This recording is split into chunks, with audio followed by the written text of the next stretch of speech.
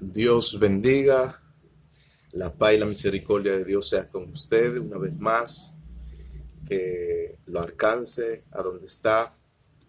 Hoy domingo, hoy es un día especial, hoy es el día del Señor, hoy es el día donde nosotros celebramos y participamos de la comunión y de las santas cenas, según la tradición del pueblo de Israel que vivían.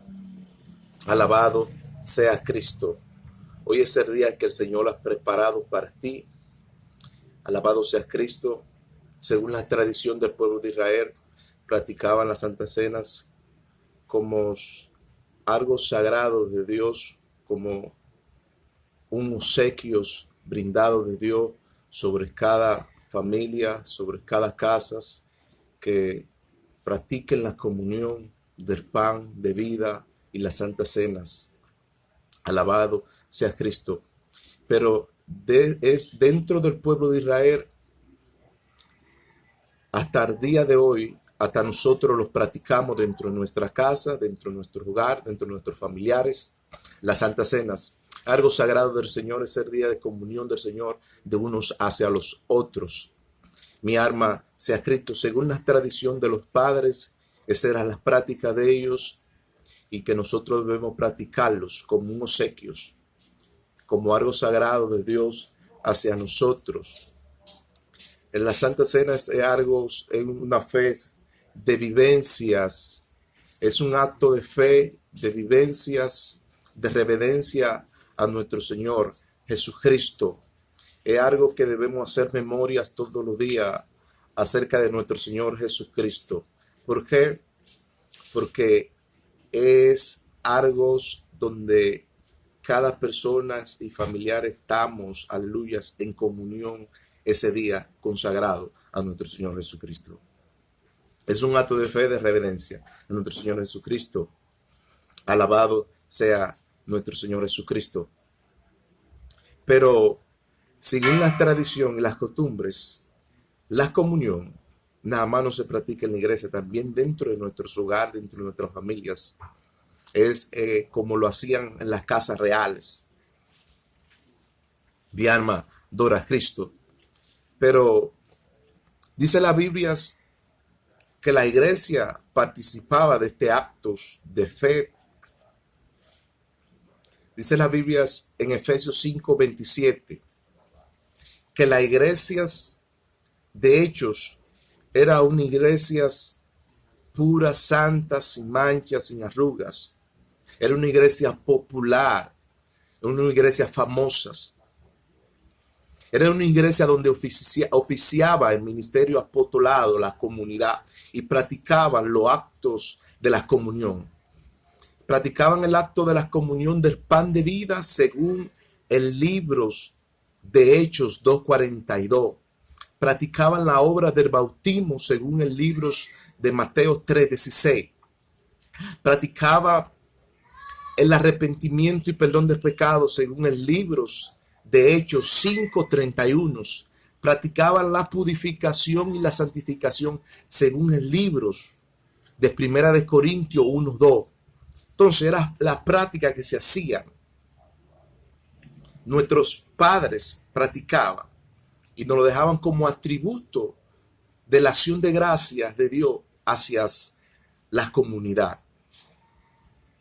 Mi alma adora a Cristo. Pero ahí vemos libros de Hechos 2:42 que nos habla de la comunión. Dice, y ellos perseveraban en la sana doctrina de los apóstoles, en la comunión, en oración y en la ración del pan unos a los otros. Eso nos habla de cómo debemos conservar la espiritualidad en la mesa, cómo debemos conservar la ración del pan y la acción de gracia de unos hacia los otros en el servicio. ¿Por qué? Porque la comunión se establece en tu familia, la comunión se establece en tu hogar, la comunión se establece de unos a otros en reverencia a nuestro Señor Jesucristo, porque es un mandato de Dios. Mi alma adora a Cristo. Pero ahí vemos libros de Hechos, capítulos 1, versículos 13, y capítulos 2, versículo 1. Y dice que cuando llegó el día del Pentecostés, estaban todos en unión en el aposento alto y fueron llenos del Espíritu Santo y se les dio nuevas lenguas para que hablasen en manifestación del Espíritu Santo. Porque cuando estamos de acuerdo y estamos en unión, cuando el acuerdo es la unión, cuando estamos de acuerdo en unión, entonces se manifiesta el poder del Espíritu Santo. Cuando estamos en comunión se manifiesta la unión del poder del Espíritu Santo. ¿Por qué? Porque a comunión nos ha llamado Dios y a estar de acuerdo. Mi alma adora nuestro Señor Jesucristo. Pero la iglesia participaba y oficiaba el ministerio apostólico y participaba de todo este evento, de todas estas trayectorias. Ahí vemos Efesios capítulo 4, versos 3, capítulo 5. 4, versos 3, capítulo 5. Dice que ellos guardaban la unidad del Espíritu y el vínculo de la paz. Y dice, y había un Señor, una esperanza, una fe y un bautismo. Entonces, la iglesia guardaba esta unidad del Espíritu Santo en el vínculo de la paz con un Señor, una esperanza, una fe y un bautismo.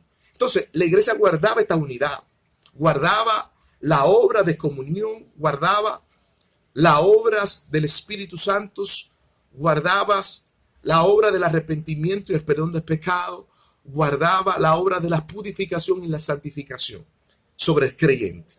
Entonces, la iglesia practicaba la comunión como debería de ser practicada. Y nosotros llevamos esta tradición en nuestra familia, en nuestra casa real, porque esto es lo que nos manda decir las palabras de Dios.